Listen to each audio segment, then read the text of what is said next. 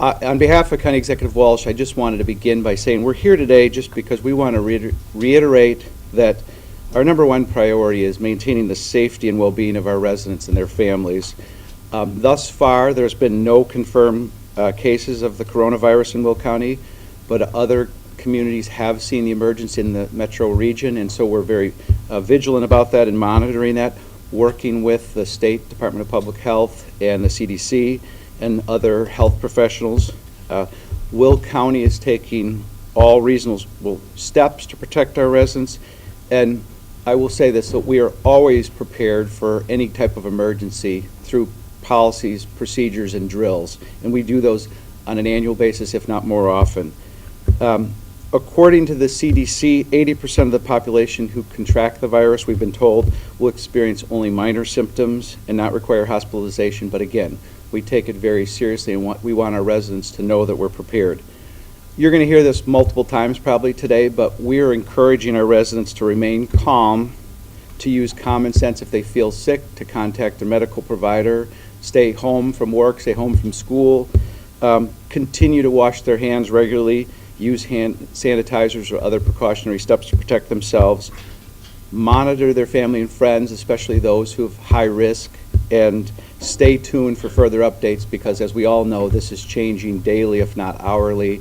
Our staff has been on regular updates with the governor's office and other agencies getting updates. So without further ado, I'm going to introduce our County Board Speaker, Denice Winfrey, and then we'll have the rest of the speakers. So, Denice Winfrey. Good morning, everyone. I'm Denice Winfrey, Speaker of the Will County Board, and the thing I want everybody to remember is that it is necessary to stay calm. We do not have any reported cases here. We need to follow standard guidelines for cleanliness, hygiene. We are in constant contact with the CDC and the IDPH, the Illinois Department of Public Health, so we are following all the protocols necessary. If you ordinarily would contact your county board member, you can certainly do that. What they're going to do is refer you either to the hotline, which is 800-889-3931, or they're going to refer you to the health department. If you are actually feeling some symptoms, we encourage you not to be on the hotline because that is not the place for that. You can contact your own personal physicians. They are the ones who will handle that. The thing we most want you to know is we are involving every possible department here to ensure the health and safety of our residents and our staff. We will continue to do that, continue to be in contact with the CDC and the IDPH as things evolve so that everyone has the best possible information so that we can be healthy. We encourage you to use good judgment. Simple judgment. If you're sick, if you're feeling any symptoms of sickness or illness or whatever, stay away from people who may be more fragile, people in nursing homes, retirement villages.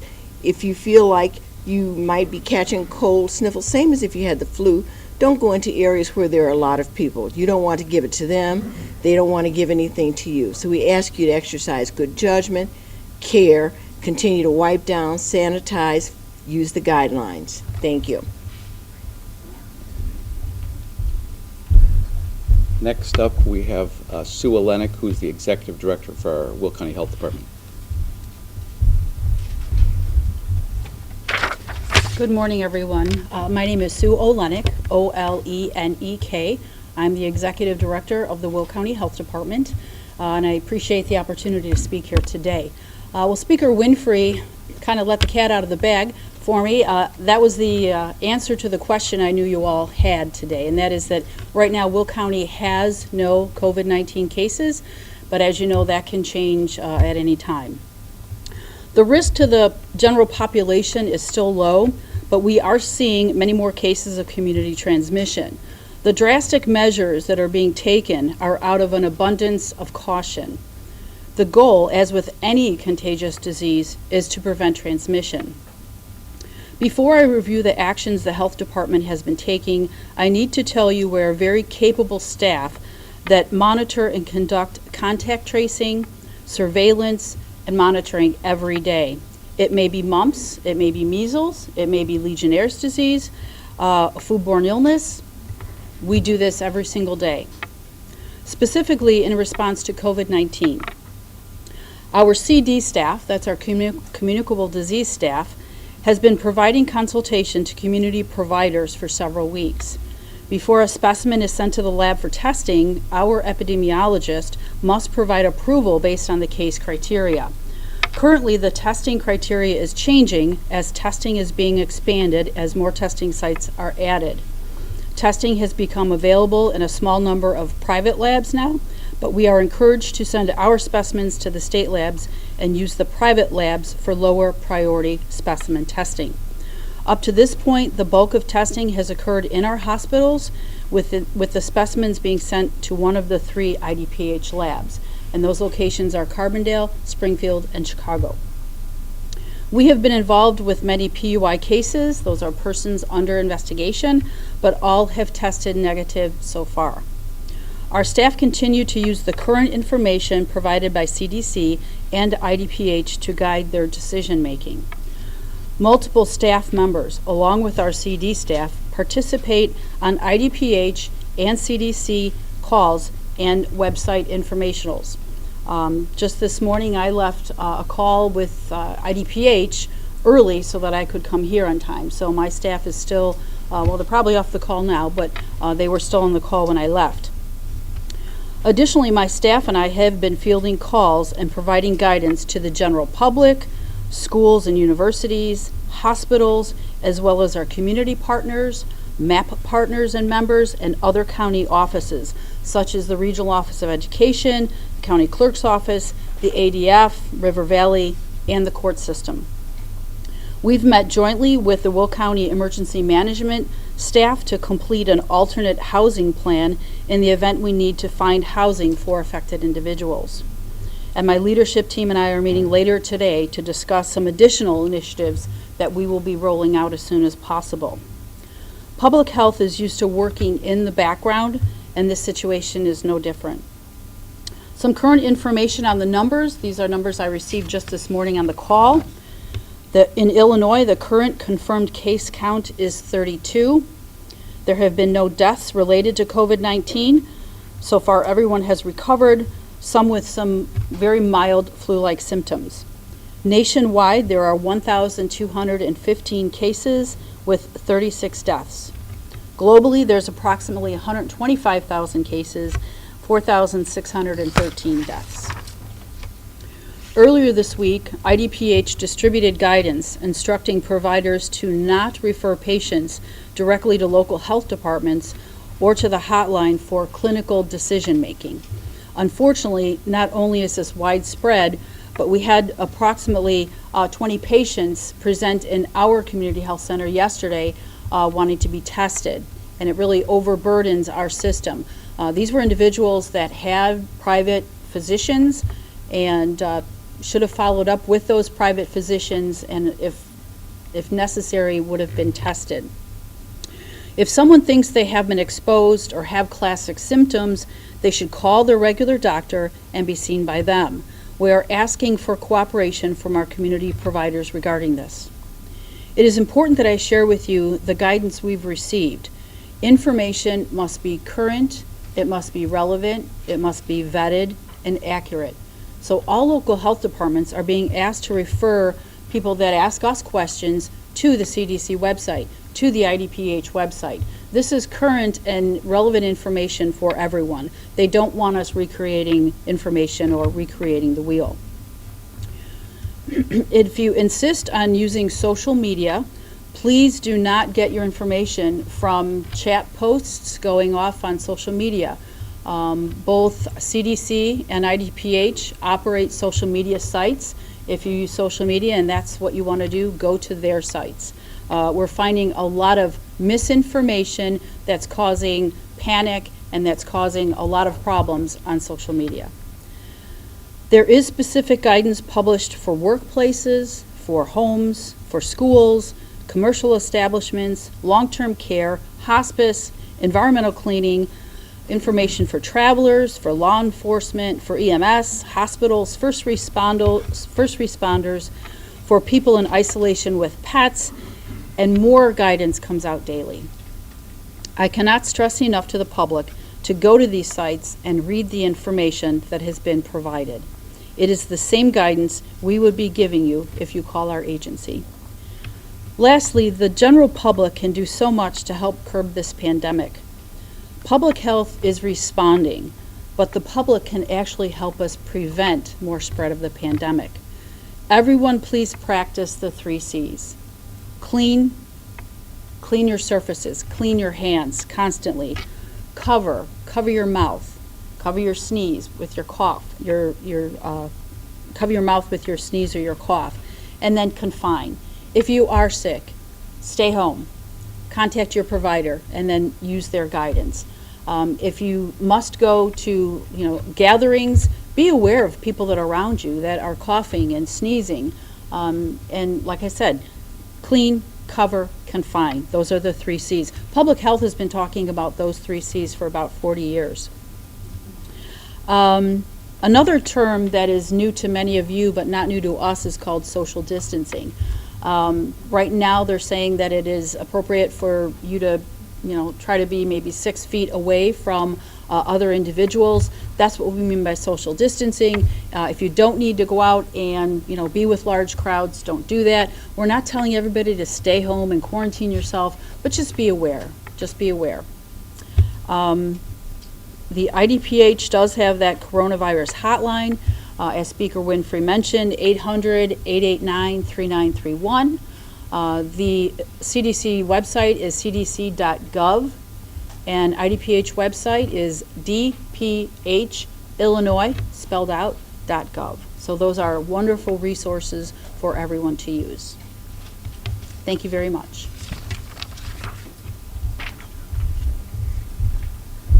Next up, we're going to have Maggie McDowell, who's our administrator for the county's Sunny Hill Nursing Home.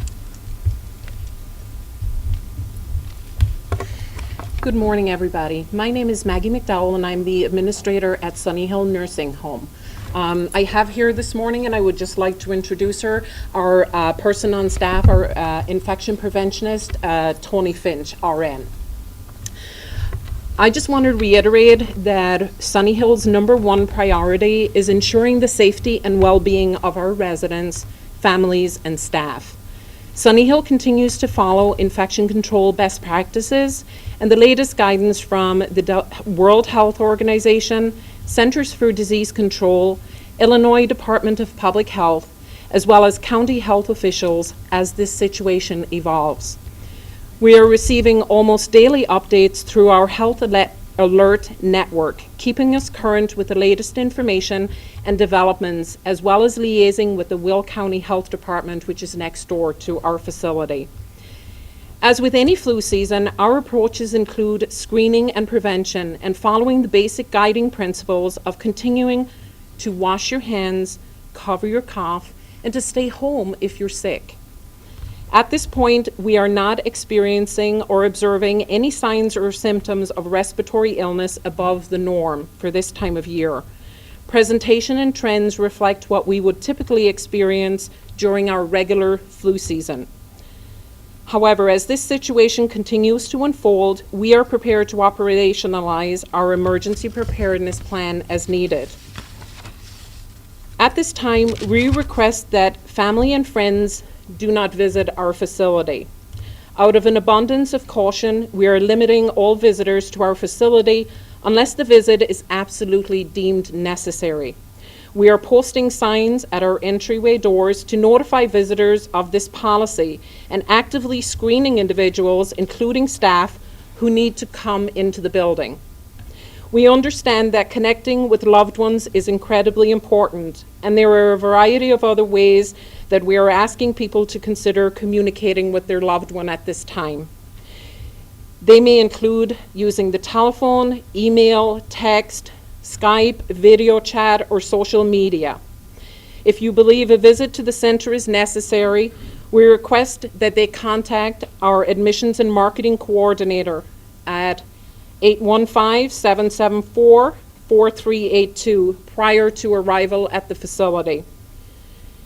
We are also asking families to make sure that they are supplying us with the most current emergency contact information. We want to make sure that we efficiently communicate with them should there be any new developments. We're asking them to contact our receptionists at 815-727-8710 with any updated contact information.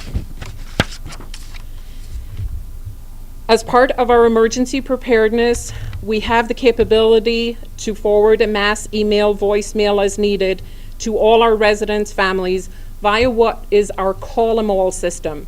So if a situation arises and we need to get hold of people very quickly, expediently, we do have the capability using our Call 'em All system to send an email blast out to everybody so that they get immediate communication in terms of what is transpiring within the facility.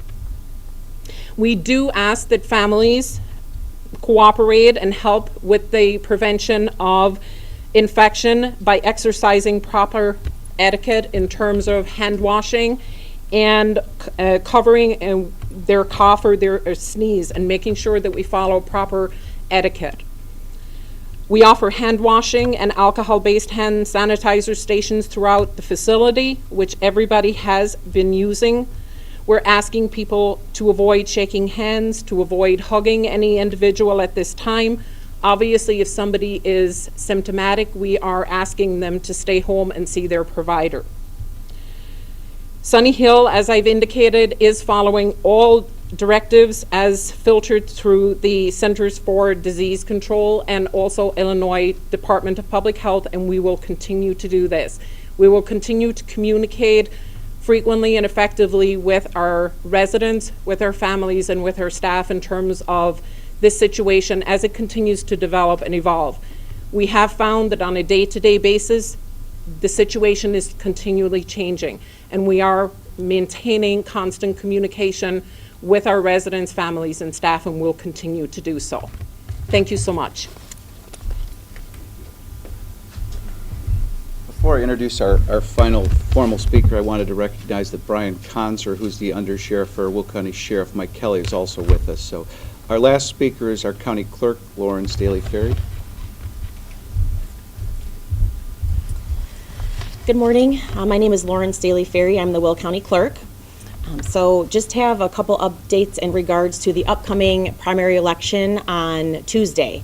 At the request of Governor Pritzker, we are expanding some of our early voting sites throughout the county. As of right now, our office here in the county building downstairs will be open for early voting Saturday and Sunday until 7 p.m.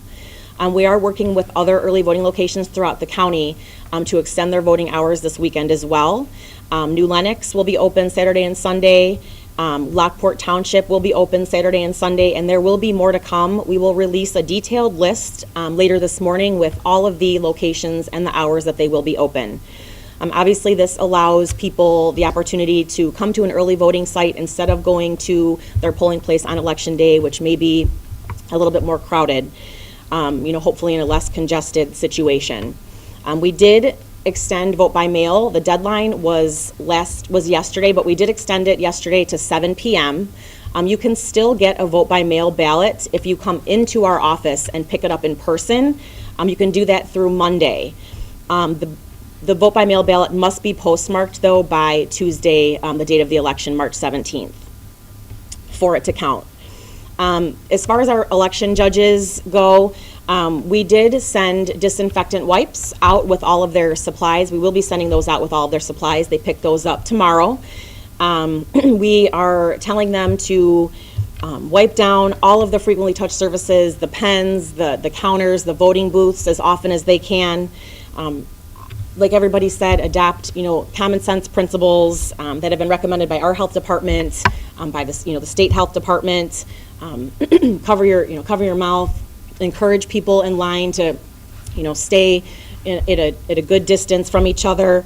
Avoid unnecessary physical contact, handshakes, things like that.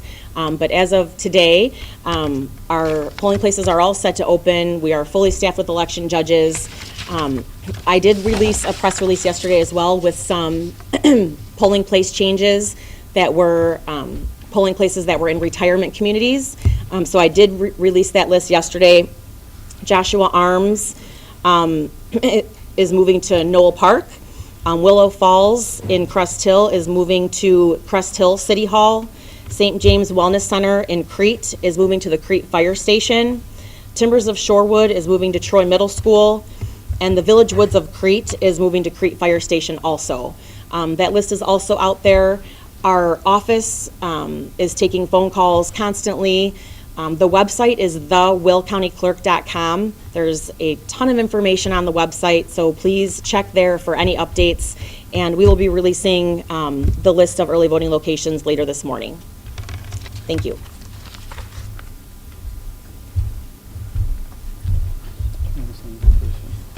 So as I previously said, we're also joined by our HR Director, Bruce Tidwell, our Emergency Manager Director, Harold Damron, and Brian Conzer, the Undersheriff. They're available for questions. I open the floor for questions, and I'll direct the appropriate person to come up. So are there any questions? Nick?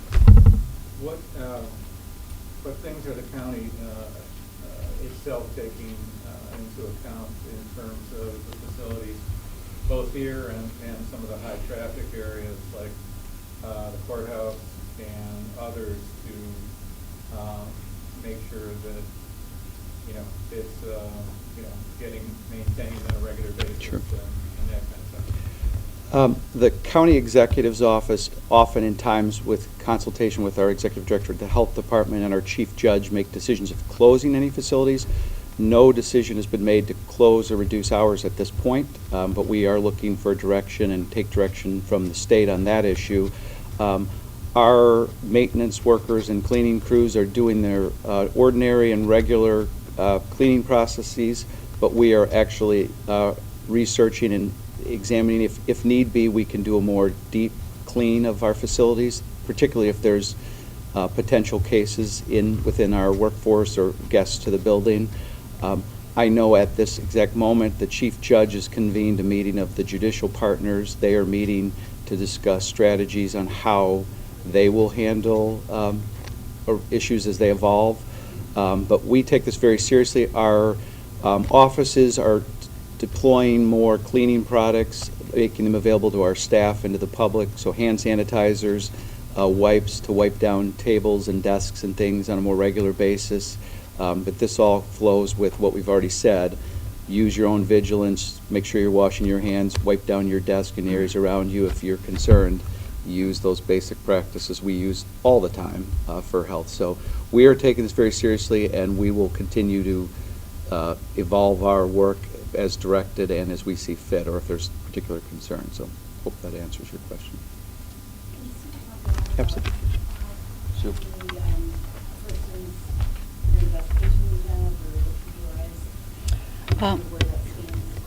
Okay, I don't have a number right now of how many PUIs we have. I just don't have that number right now. I can tell you there aren't many, but probably under 20, but I don't have that number for you.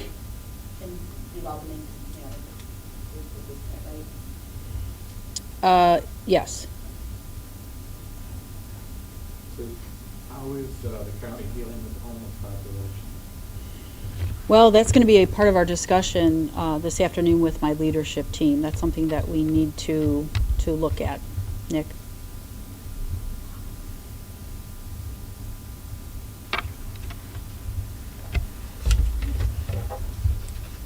Other questions? One thing I didn't mention is that our HR department put out a memo to all county employees, which is more of an internal message, but just reiterating some of the points we're making today and encouraging them to utilize the same resources. So that went to all county employees and encouraging them to share that with their family and friends too. So, other questions? Okay. If not, thanks everybody for coming. We'll keep. Oh, yep, sure. I just want to be clear. Did you say symptomatic or asymptomatic? Oh, no. They're symptomatic. Otherwise, they would not have been tested. If we're not authorizing testing unless people meet the criteria, and one of those things would be to be symptomatic. So, I mean, it's possible there are a few that are asymptomatic if they were in close contact with somebody who has a confirmed case, but they could be either. So I just wanted to make sure I clarified that. Yes, correct. Yeah, we have no current cases.